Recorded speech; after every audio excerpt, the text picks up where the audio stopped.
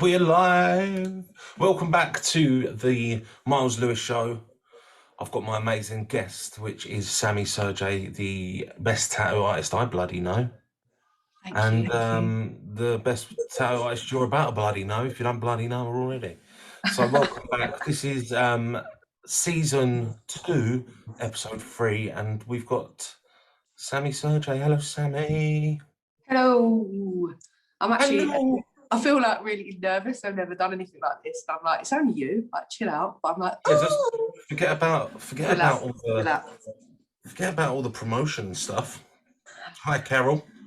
I'm trying to talk to people a little bit more, integrating on the comments. How do you do it all? Like, I don't know how you deal. It's because in this lockdown, I've really geeked out on like tech and like audio and video and stuff like that. So I have literally just found a way that's working for me at the moment. I've just ordered some new bits for the studio, my beautiful studio. It's beautiful. I like that you've got a little bed in the corner there as well. Yeah, that's where I sleep. Just turn the lights off. That's actually a real neon light as well. I need me one of those actually, Myles. You have to hook me up. I'll hook you up. Studio's looking very lovely. Thank you. I like it. It's blue, which is funny because the name of the shop is, of course, Lunar Blue. You know what? It's actually teal because I didn't want it to be too dark in here, but the outside is blue. But teals are blue, isn't it? Yeah. Teal's the cousin of blue. I should know this. I'm meant to be a colour expert. You do know this. It's somewhere I know it. What you should do is, a little recommendation is, whenever people enter, like when you have the first customers of the day, you should have blue playing. Well, yeah, just on repeat. And if they go, why are they always playing blue? Say, Lunar Blue. And then I'll be like, I get it. Yeah, straight back. But that's how it works. I did like blue back in the day, but I think if I played it all the time. Yeah, but it's like, but get to know. Right, I've got a question for you. Okie doke. We're going to get kind of deep, but not too deep. Okay. You've seen? I did send you a couple of questions. Did you see what I sent you? You did. You only sent it not long ago. So about some things I might struggle with. Some things I'll be all right. You'll be sweet. Just speak with the heart, and we'll be there for you. Nima said hello.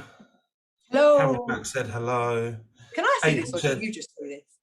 You can see it if you open the window on Facebook. Sammy, you're still the sexiest lady I know from April. Oh, I miss you, April. This is the heart thing. Yes, sir. Do the heart thing. Do the heart thing with your hands. Oh, is that what that? It's a little heart, isn't it? Sammy, can we just show everyone quickly before I get into some questions? Have you got the tattoo that I tattooed you covered? No, I've still got it. Hey. Oh, wait. How's that? There we go. Oh, I can't believe that has stayed. Have you touched it up? No. Tattoo is Myles. Look, we've got matching. I tattooed that on Sammy. We were having a really sucky day, and we just said to Butler, like, because we were working at Vintage at the time, we're going to tattoo each other. And Sammy was like, yeah, you can tattoo me. And I was gassed. So I tattooed her, and then she tattooed me, and it was just, yeah, man, mad love. And we've got that. Do you know what's so funny is I have so much faith in everyone. And then I was like, yeah, he's a barber. Like, he's creative. He'll be all right, you know? And I was like, telling you what to do. And when you went to do it, you was like this. Yeah. And I remember I went to Myles, I think you should have a cigarette first and calm down. But then when you come back, bro, it's all right, you know? I like the way that I had it because we were using a Cheyenne. Was it called Cheyenne? Yeah. And I remember thinking, I'm going to boss this. Yeah. I've got full control over this. And then literally, as I got about that far away from the skin, it just felt like I was doing this. I was like, oh my God. Went and had a cigarette, smashed it out, first time and last time I've ever tattooed anyone. Is it? Yeah. Still into barbering more, yeah? Yeah, well, I wasn't going to take it up as a living. But it was fun, and I think when people say to me, "Oh, who's Sammy? Like, who you got on the show?" I'm like, Sammy. Like, Sammy. Like, I'm like, I tattooed her. And I'm like, oh yeah. I'm like, yeah, obviously. Trust Ah. me, yeah. But right, I'm gonna crack straight on in with it, right? So, Luna Blue, you've been tattooing how long now? Must be, wait, what year is it? So I 2021. reckon I've been Seven, tattooing like 6, 7 years, similar amount of time as including my apprenticeship, I think. So maybe tattooing about 6 and a year's apprenticeship. yeah, it's similar time for me and cutting, Yeah. wasn't it? Like I kind of started cutting hair Yeah, you did actually. when you was like halfway through the apprenticeship. I Yeah. think so. Yeah, it works out. We've been doing it similar, and then within this time, we've both got our own shop. So Yeah. for us, it's been a bit of a whirlwind. I've been to a lot more shops than you had been in tattooing. I've been to a lot more barber shops, but I feel that you had a service to pay where you was and you smashed it, and I worked with you there, and do you know what I mean? Like it was sick. And then I always knew you were going to have to do your own thing because your Yeah. creativity levels. And what made you create Luna Blue? Like what took you there? And eventually it was like, yeah, I'm doing it. I think like deep down, I always wanted my own shop, but Hmm. I wanted to get really good at my craft first. So I did take a lot of time about it, and then obviously went into a lockdown. And how much time do we all have to think and like reassess everything? So that, in all honesty, as much as it was a shit year, it really did. Well, obviously, it pushed me into doing this. Hmm. I obviously didn't think it would last this long because I had to shut down again and I only just opened. Yeah. So I'm so excited to get back properly, and let's hope it's just like open forever. But yeah, a lot of people was behind me saying you should do it, you should do it. I just wanted to do it when I had a lot of experience under my belt, and I obviously felt ready. Sick. And you felt ready in this lockdown. Obviously, it's made me evaluate a lot of things. Like if I wasn't in my own shop, I definitely would have been thinking on the same path of like let's do our own thing. And it's made me think a lot. I've learned a lot about myself and business since being in lockdown.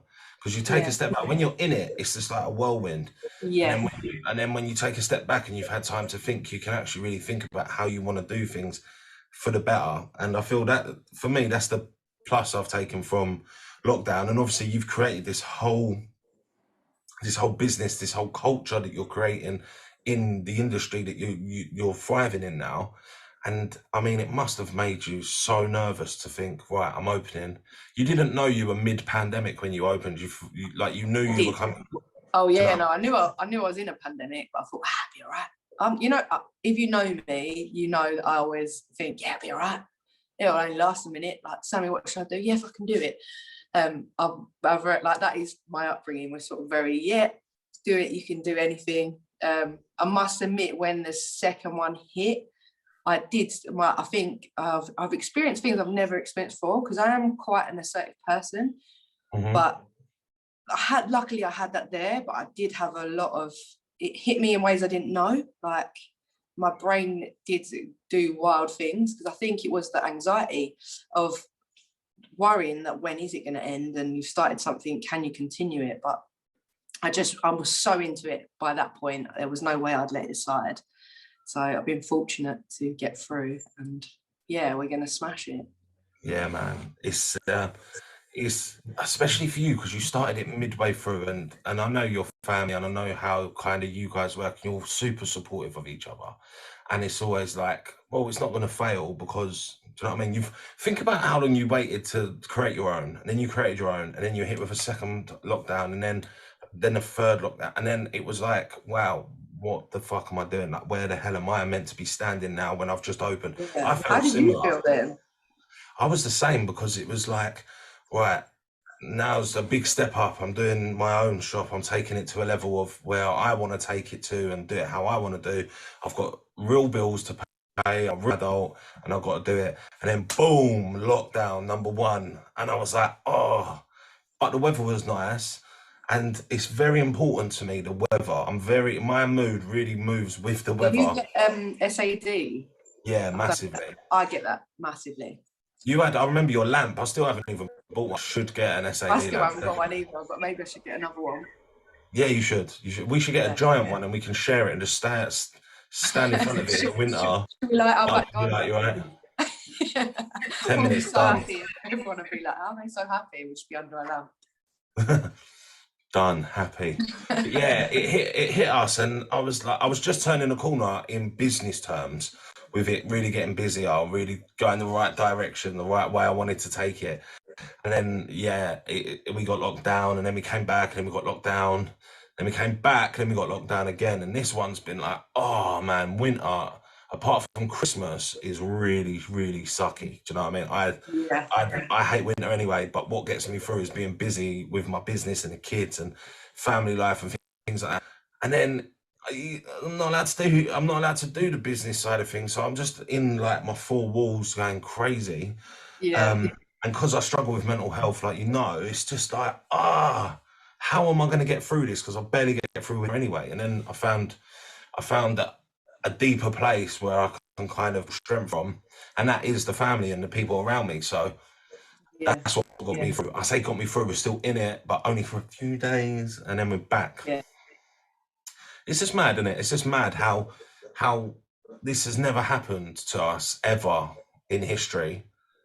And then as soon as we set up our shops, you're like, boom. By the way, this only happens once every 100 years. Boom, this is yours. And it's like, I'm on like some weird positive affirmation hype at the minute. So everything I think of, I think, yeah, but you're still lucky. Even though I say that, when you feel shit, when you're feeling depressed, like in depressive state, even it doesn't matter how lucky you are, your brain like isn't in the lane to listen to that.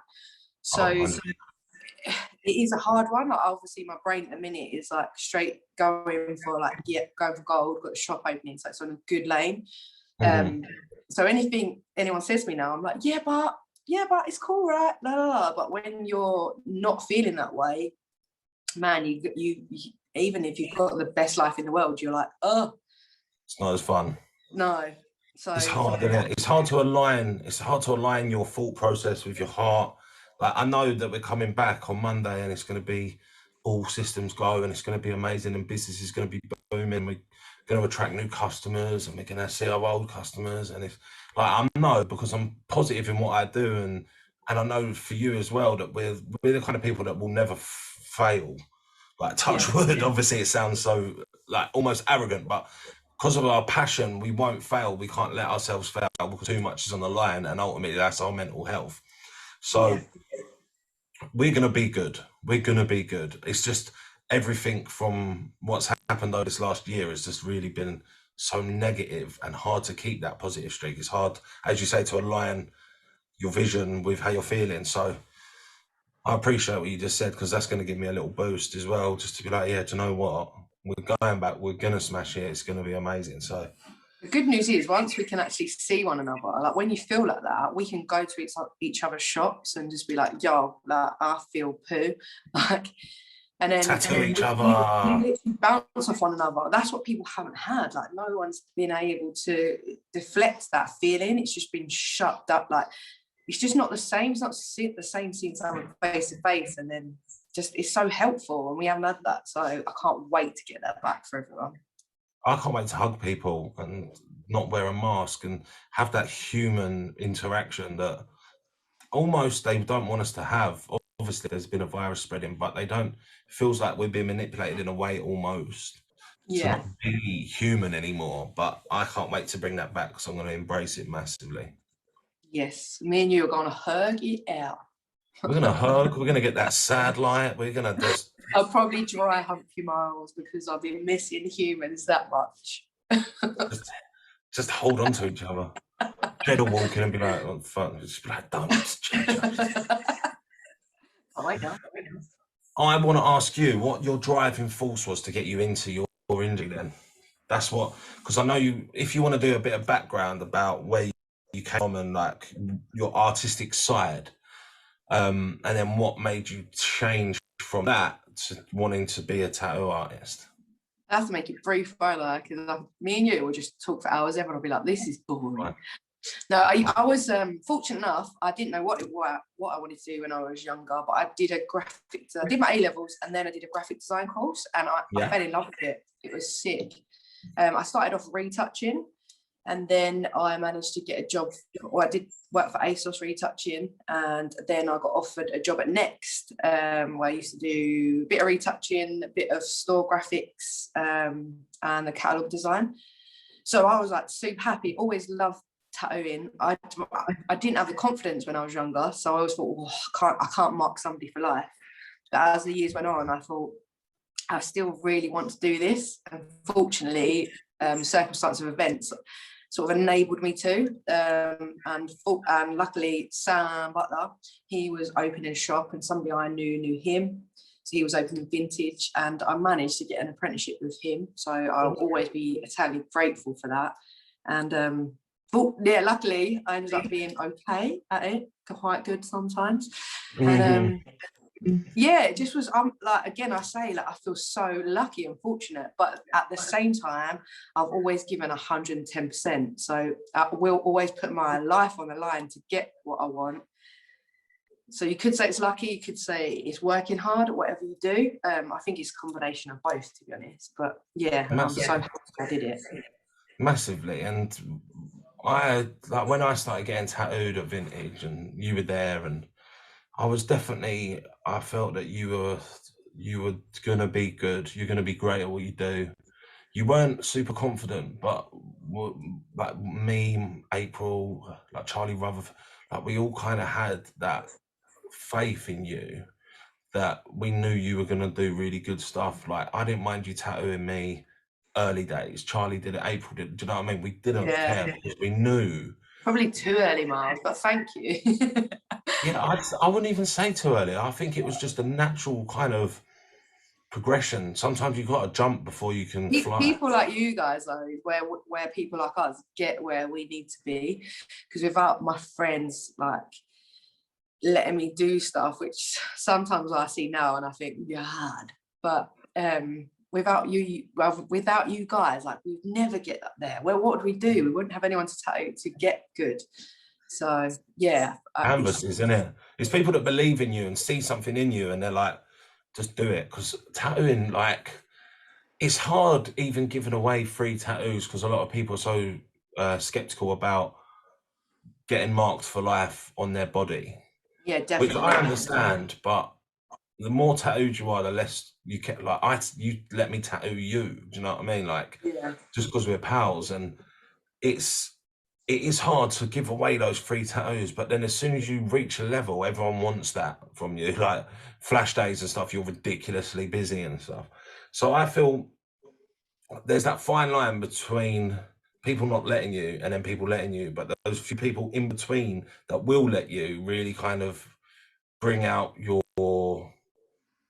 spark. You know, they kind of let you run with it.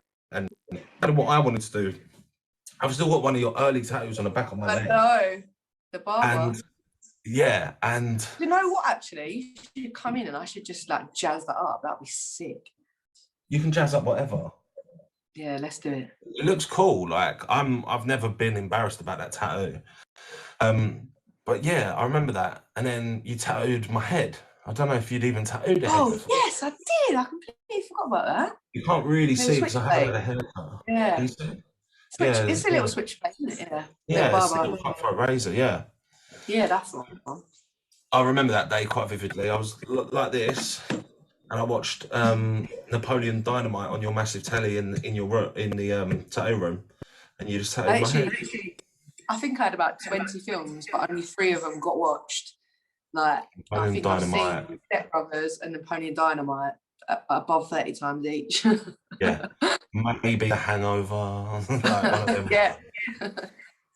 Yeah, them days were wicked. Like, I remember letting Sarah tattoo my knucks. She was like, no, I don't want to do it. I was like, do it. You're going to have to tattoo knuckles at some point. Do it on me, because I don't care. She needed people like you, and she still needs people like that, because she's so talented, but she can sometimes she'll second guess herself, but there's no reason for it. Like, she's dope. Yeah, she is dope. She needs just to get a little bit more confident. I haven't seen her in years, to be fair, but back then, she just needed a little bit of a confidence boost. Like April got Baby Groot. She smashed that Yeah. tattoo. Do you remember So that? that's a sick one, that one. I do love Yeah, that. like Yeah. that's She's what it is. unreal. Yeah, she is. She's a lovely girl as well. Yeah.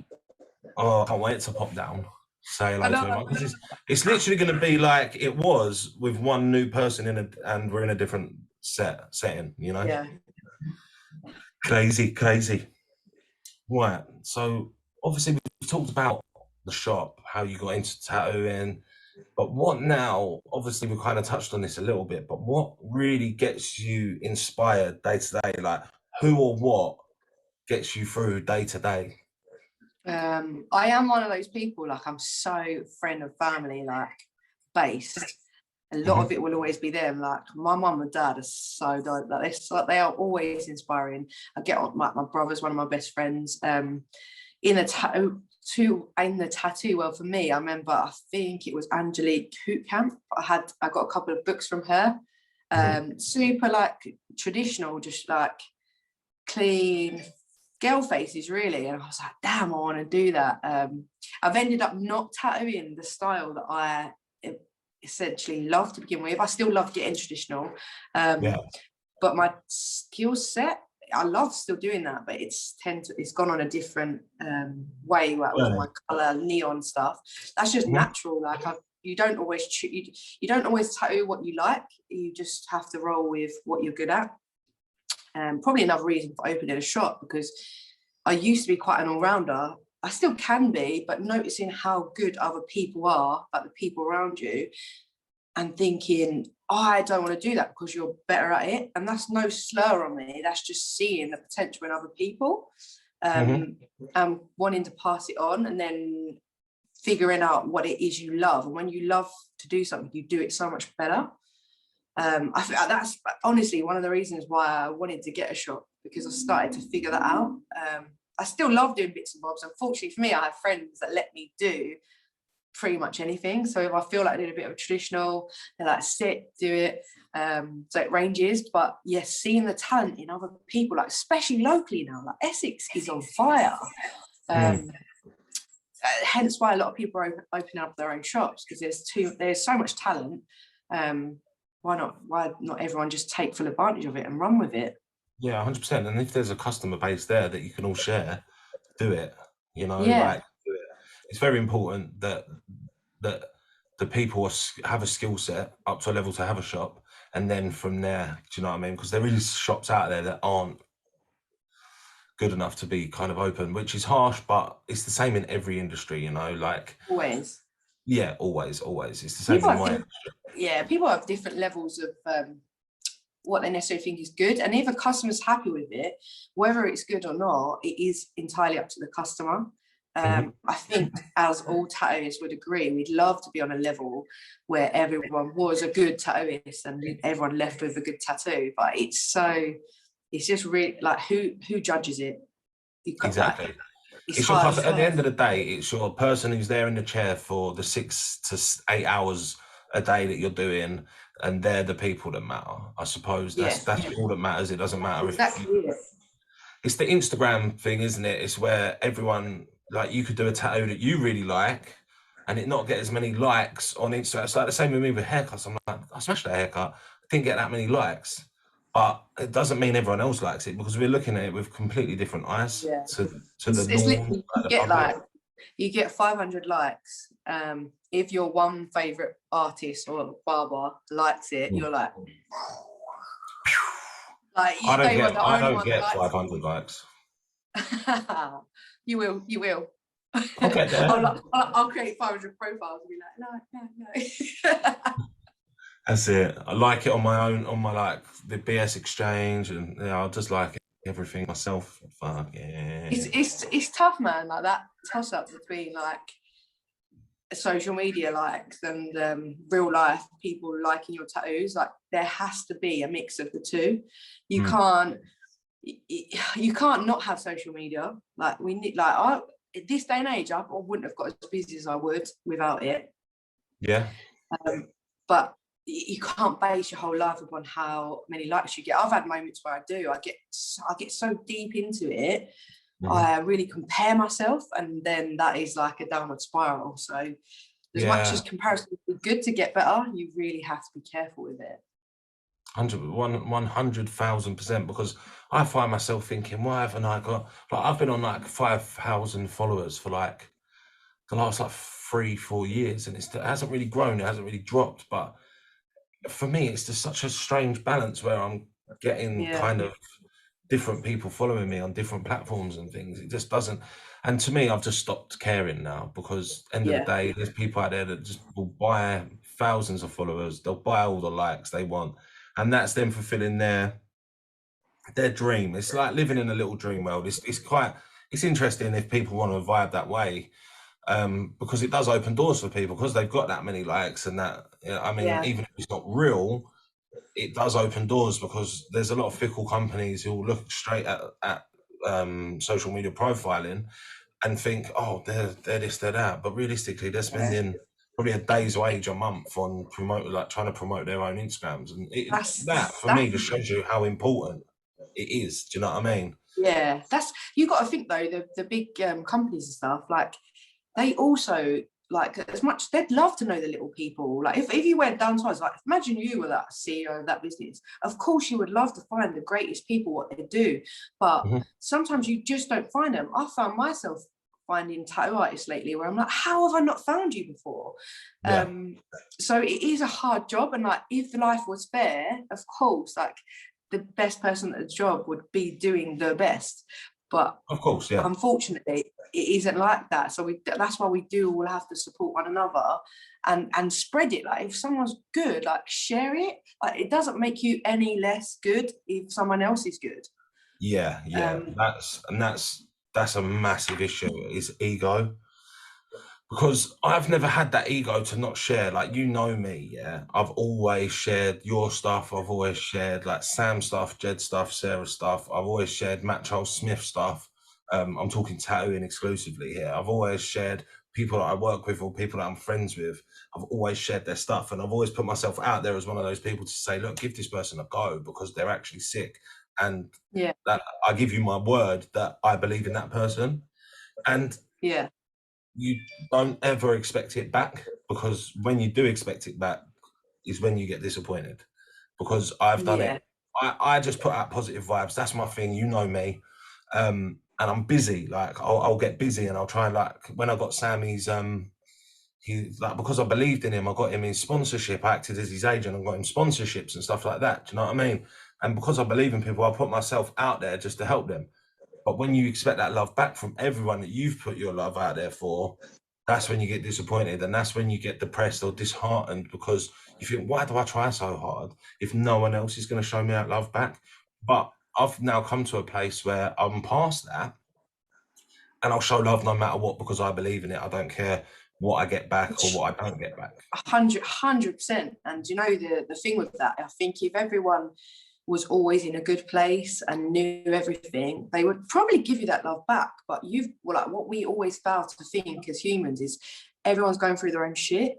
And I don't think, honestly, that I think 95% of humans never do anything to upset someone else, or it's just we're just in our own worlds, and we're fighting our own battles, demons, good times, bad times. We've all got a lot going on. And if we all had a little PA or someone that could find all that stuff out for us, I'm sure it would all get paid back straight away. But it's just not the way it works. So I'm with you. Like, if you still do the best you can do, at some point when it does pay it back, like I'm proof of this right now. I feel absolutely so lucky right now to be in the situation I am.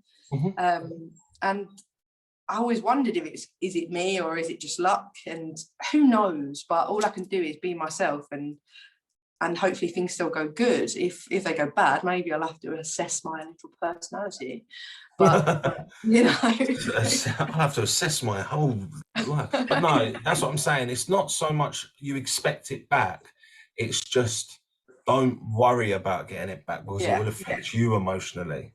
Do you know what I mean? Like, oh, I share everyone's stuff. Why don't no one show me no love? Or like, people will. No, everyone has one. You can't not think like that. We are human beings. Like, exactly. it's hard. Exactly, and it's a little bit, especially with how dark things have been. I can imagine a lot of people have been very wrapped up with social media. I'm very looking deep into things, as we have done. Like, we're guilty of looking into things, and then you show people love, and if they don't show you the love back, you think, well, what? Like, do they not like me? But it's not even that. It's just people are busy. People might Yeah. not be in the right headspace, like you said, and people just don't think like certain other Yeah. people do. So it's not anything personal. It's just how people are wired sometimes, or how busy, or how not Yeah. interested in social media they are. Do you know what I mean? And even when I just said that, it sounds so simple, but I still do think things like that. I'm like, oh, my shit then. Like, Yeah, same. it's so, especially creative people, other people as well, obviously, but I know creative people, we put everything we put out, as you do, is to be judged at the end of the day. And even though you know in your head you like that piece, if you don't get love for it, you can't help but question it.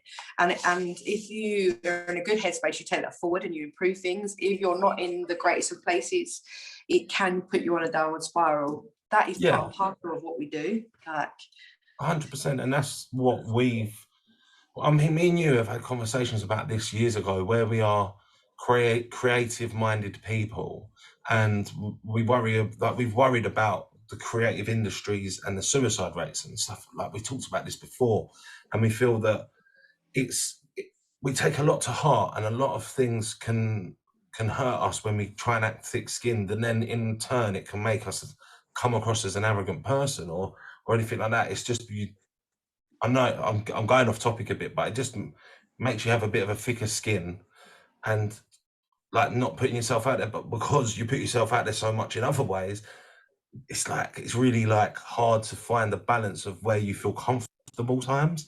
And that's why I'm doing shows like this. Do you know what I mean? Like, I've got my podcast that's coming back. I've got the Myles Lewis show. I'm doing whatever. Do you know what I mean? Trying to do all these things. It's just because now I'm past caring what people think. A lot of people get intimidated by me. A lot of people don't like me. I'm like, Marmite. Some people really love me, and some people just don't like me because we clash. It's And I'm very happy with that. It's a weird thing, that, isn't it? Because obviously in your own head, everyone, you know you. So you think you're putting forward a certain thing, not even necessarily trying, your natural you. And then when someone takes it the wrong way, you're like, oh, I was genuinely thought I was being nice, or whatever. But we all have a different viewpoint. Like, so it will always be different. Like, not everyone can like you. Like, and there's nothing wrong with that. If everyone liked everyone, we'd all be the same person. Like, yeah, exactly. And that's something that I learned recently. But it's either you do you and don't care about the two that don't like you, because the majority do, or you care too much about what people think. And I'm on that kind of middle. Like, I will be myself no matter what now, because I've been through things where people have tried to like stem my creativity, or don't approve of things that I'm doing, and that's why I've left certain companies that I'm not working with anymore. I have worked with in the past, and I won't work with them. And so, I mean, things like that, because if you don't get my creativity and what I'm putting into something wholeheartedly, and you don't embrace it, I'm not going to fuck with you. Do you know what I mean? Like, end of the day, that's how I work. Like, if you don't see the brilliance in me that I know is there, is going to do your business better, I'm gone. I don't care about your business. Do you know what I mean? Especially if you're not getting paid or anything like that. Like, it's just see you later. Like, I don't need it. That's that vibe though, isn't it? Like, you'll get it with clients, like, as you will. Like, if you really like, some vibes are like built, don't get me wrong, but if you have zero vibe, I don't think I should be tattooing that person. Like, we're not connecting. Like, the design we're trying to make is not working. Like, so why would you want this tattoo from me? And I imagine it is the same with barbering. If they're going for a drastic hair change and like you're just not vibing, you're just not meeting the middle, you'd say no, go to my pal. Or like, do you know what it is? People think because they paying us, they're like, well, I'm paying you. Yeah, but if we're not vibing, it's a bit deeper than that. Do you know what I mean? Like, I have to like someone to create my best, and that's just what it is. And if you and not so much, I don't really get it so much with customers. I get it more with like working or collaborating with other kind of companies or anything like in the industry, out of the industry. If they don't get me, I'm not interested. Like if I did an advert on for Shell, and if the people there didn't really vibe God, with I me, and the remember people, that. do you remember? And Yeah. when I went to the auditions with Kem and that, and like if we didn't vibe with the people that were doing it, I don't think we would have done it. But they were funny, they liked us, so we did it. Yeah. And they got what we brought to the table, because otherwise we wouldn't have got the role, you know. So Exactly it.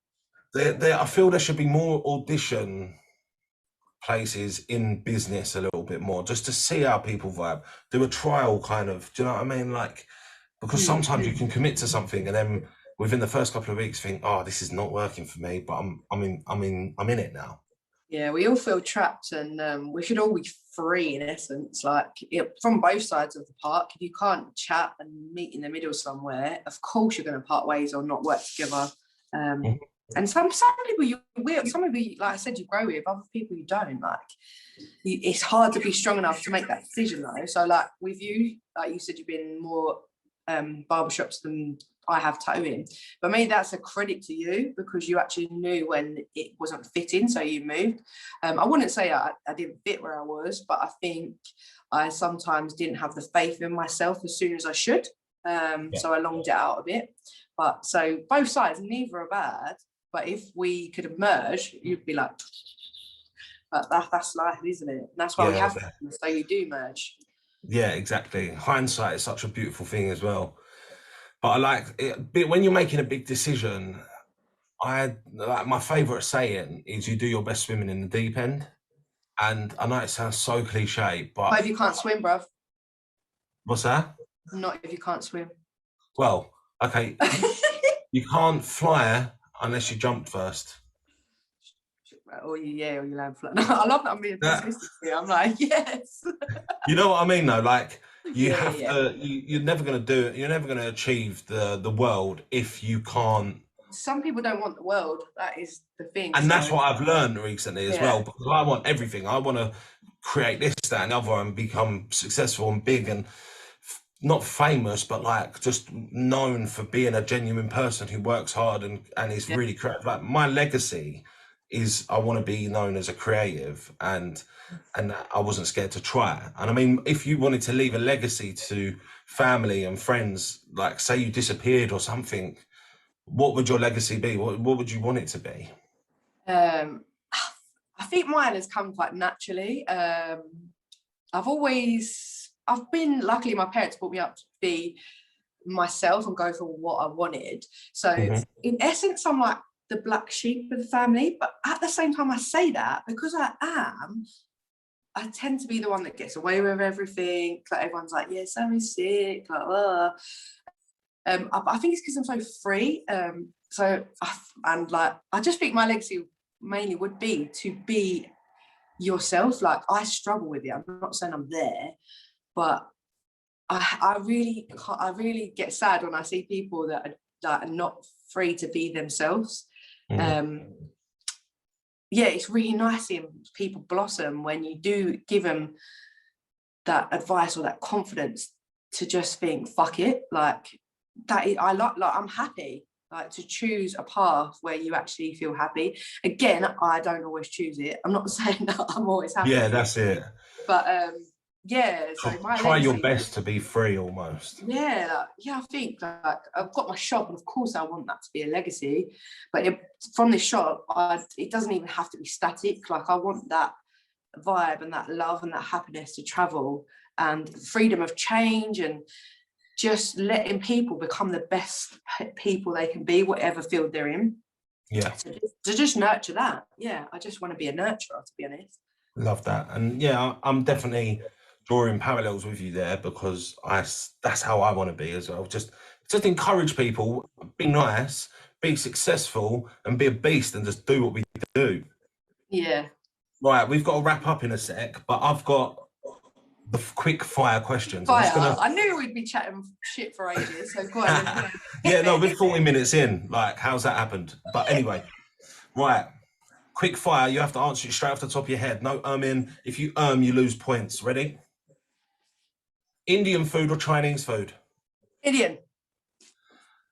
Out or Netflix and chill? Out. Worst celebrity?